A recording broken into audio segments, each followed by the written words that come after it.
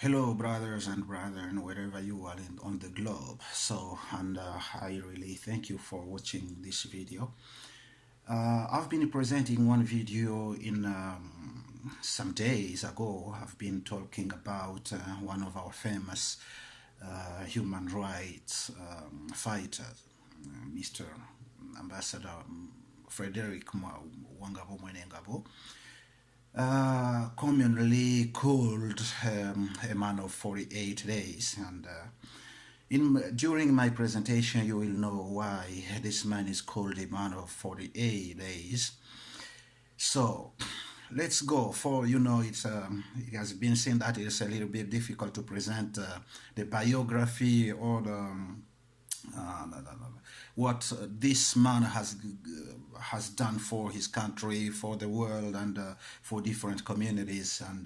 It's a little bit difficult to summarize his deeds, but I will present you in few what he has done, what is his vision, and what he's pretending to do in the future.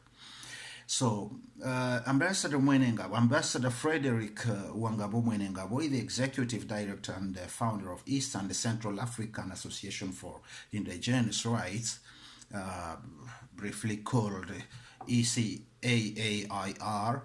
a charity working to promote health, human rights, and peace through activities to provide and promote education, poverty alleviation, and empowerment of the most vulnerable in Canada, as well as in Africa.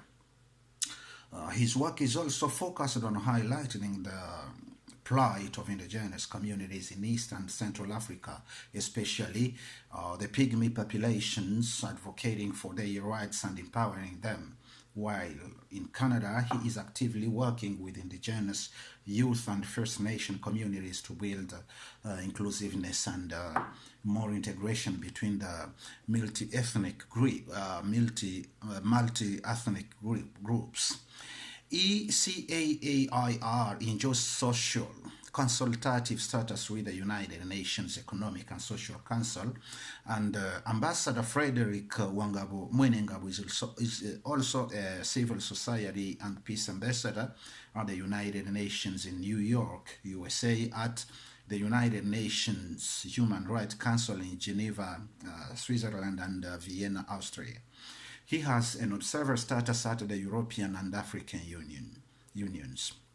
Ambassador Fredrick Wangabo MweneNgabo is the chairperson of the Atlantic Council for International Cooperation, ACIC, as we can call it, ASIC, in a coalition of individuals, organizations, and institutions working in the Atlantic region, which are committed to achieving global sustainability in a peaceful and healthy environment, with social justice, human dignity, and participation for all. As I told you, this ACIC or ASIC supports its members in international cooperation and education through collective leadership, networking, information, training, and coordination, and represents their interests when dealing with government and others. ASIC is a rich and vibrant coalition and one of the 4 organizations of international cooperation founded by the Government of Canada, with over 70 members, organizations, and hundreds of individual memberships.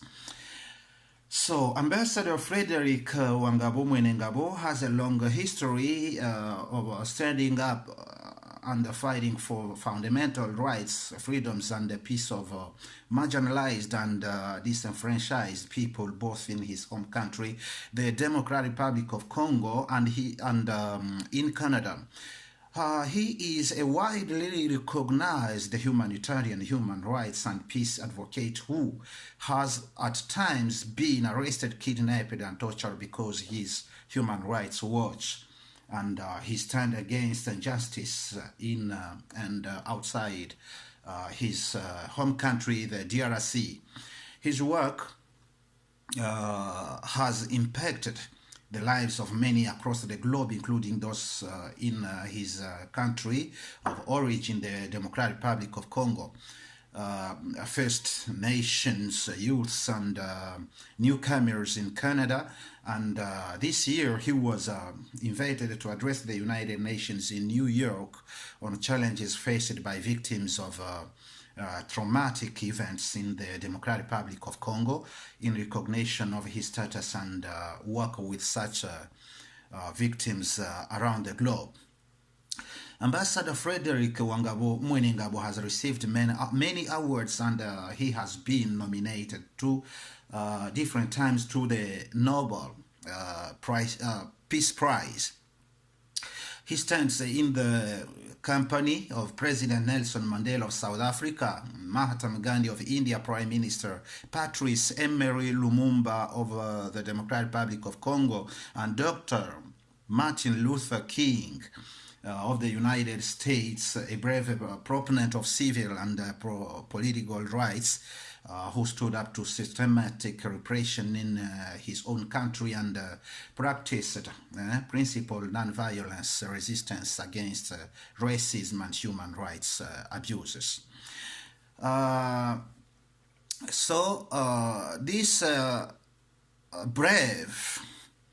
This brave man, Ambassador Fredrick Wangabo MweneNgabo's dedication and selfless service to humanity through multiple human rights causes and activities are exemplary and very inspirational to all who know him, and honoring a role model and a humanitarian champion such as himself. Him serves to promote diversity and inclusion in Fredericton, in New Brunswick, and in Canada in general. It empowers and inspires the youth and the general population, particularly newcomers to Canada, and it gives a message that regardless of race, gender, or social status, everyone can work towards making the world a better place for all and a better place to live.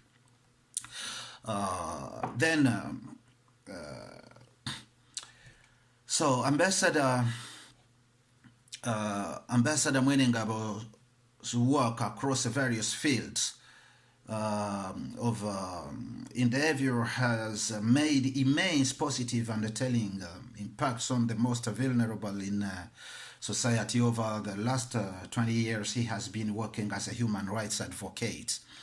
Since the war in the Democratic Republic of Congo, DRC, in 1996, through his underground list organization, now at the time the World Peasant Indigenous Organization, WPIO, which became officially registered as a charity in 2003, now known as the East and Central African Association for Indigenous Rights, ECAAIR. Ambassador MweneNgabo's work has included supporting hundreds of victims of rape, supporting education for girls, advocating for peace, promoting civic education, as well as promoting the respect of minority rights, such as those of the indigenous pygmies. With the ongoing wars in the DRC, breakdown of state security and dictatorial government, human rights work in that environment was always very risky, and even more so for an indigenous organization with limited resources. Ambassador Fredrick Wangabo MweneNgabo was often the target of the various warlords who were offended by his activism, as well as the government, who frequently applied state instruments of intimidation and coercion in a bid to silence him. In 2003, Ambassador MweneNgabo, through his organization, launched a civic education program reaching out over 100,000 people between 2003 and 2005 in the Democratic Republic of Congo, as a means to promote the participation of marginalized communities, including indigenous people, in governance. This education program became a learning model and earning the support of the Catholic Church and United Nations agencies.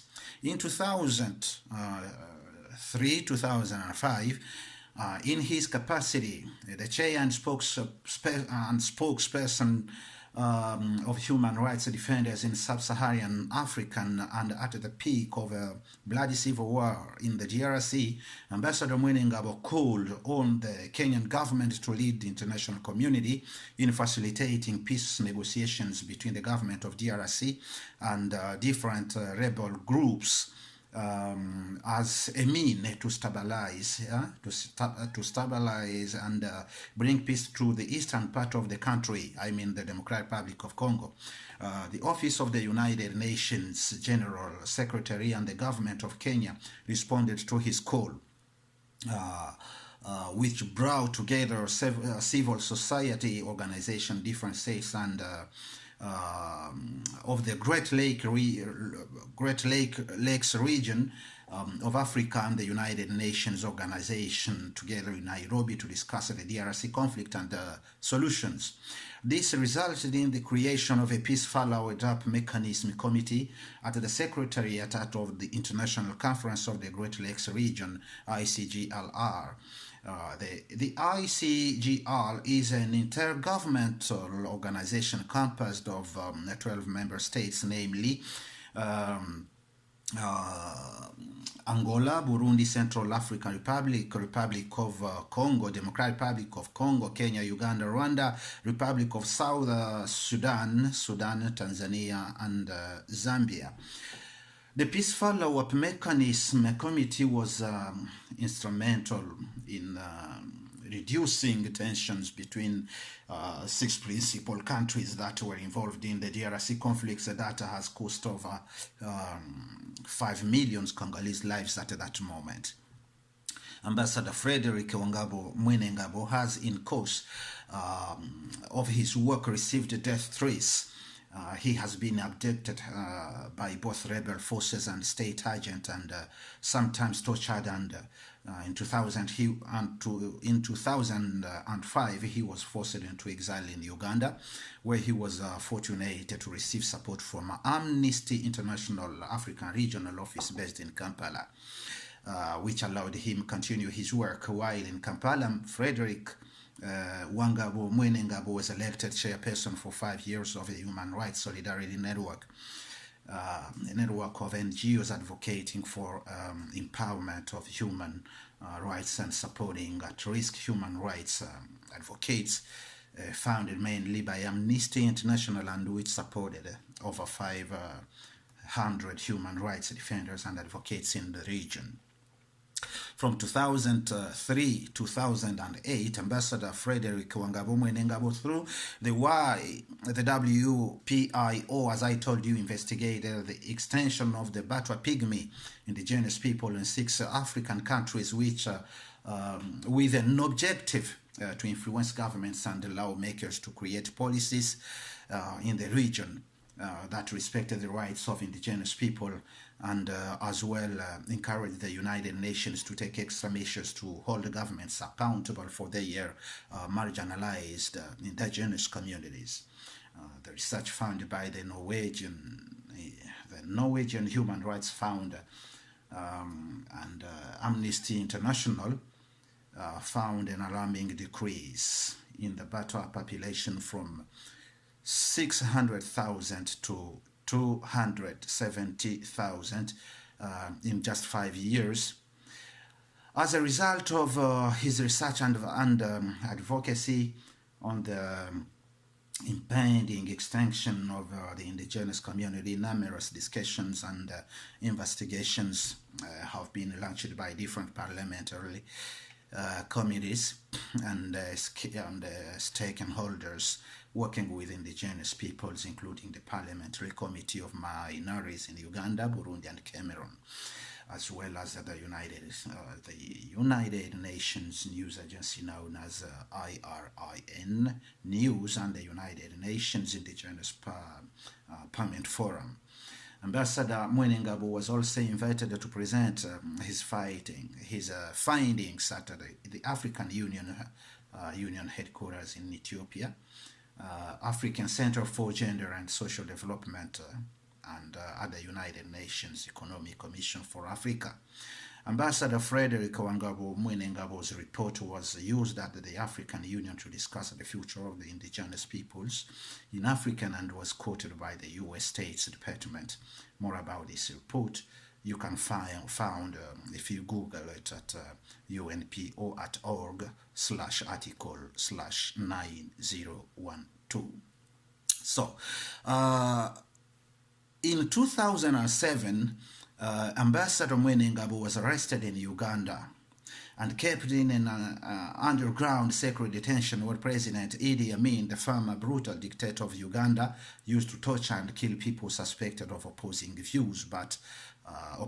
views, but was released without charges after a campaign led by the Amnesty International in 2008 as part of a sustained campaign to silence him, orchestrated by his own government in collaboration with the Ugandan government. Ambassador Fredrick Wangabo MweneNgabo's refugee status was withdrawn by the government of Uganda in a bid to forcibly return him to the Democratic Republic of Congo, but his refugee status was again reinstated after the Uganda Parliament questioned the government's motives and the campaign led by the UNHCR and Amnesty International. His security was, however, continually threatened, and he continued to be physically and emotionally harassed until July 2009. He was given asylum in Canada and relocated to Fredericton, becoming a citizen of Canada in May 2013. In Canada, he has continued working for peace in his home country while also contributing to the well-being of his new home country, Canada, through his activism and human rights work. Since 2009 to April 2012, Ambassador Fredrick Wangabo MweneNgabo has worked with the Multicultural Association of Fredericton in INC in various positions. During this time, he introduced a mental health focus group that included representatives from the mental health and addiction services, the police force, and other community leaders to improve interagency collaboration between all the services and hence facilitate access to mental health services for immigrant communities. He also worked closely in collaboration with provincial and federal government as well as leaders of the Francophone community, successfully negotiating funding for a community central facility at the Centre Communautaire Center, and running French classes for newcomer adults as well as supporting newcomer youths and children through homework classes and after school support. This helped promote diversity and inclusion and facilitated the process of integration and acculturation into Francophone society for these immigrant communities. So it's a little bit to tell you all that Ambassador Fredrick Wangabo MweneNgabo has done, but as I promised you, I'll give you a summary. This is the first part, as Ambassador MweneNgabo also served as a part-time lecturer for the Faculty of Anthropology and International Development, University of New Brunswick between 2010 between 2010 and 2012, where he taught courses of human rights development on the Batwa Pygmy indigenous communities, the first inhabitants in Africa, and contributed an important expansion of the curriculum and the knowledge of African studies in anthropology. He was well regarded by his students and consistently rated very highly in all of their appraisal and feedback. So today we just stop by here, and we shall continue in the coming video. I invite you to reach us all the time, to join us all the time, So you will have to know what we're talking about and who is this brave man of the country. He's a big icon who is not mediatized, really mediatized, but he has done too many things for the country, his only country for the world and Canada. So just what I beg to you is to join us, to stay connected, to stay on this page, and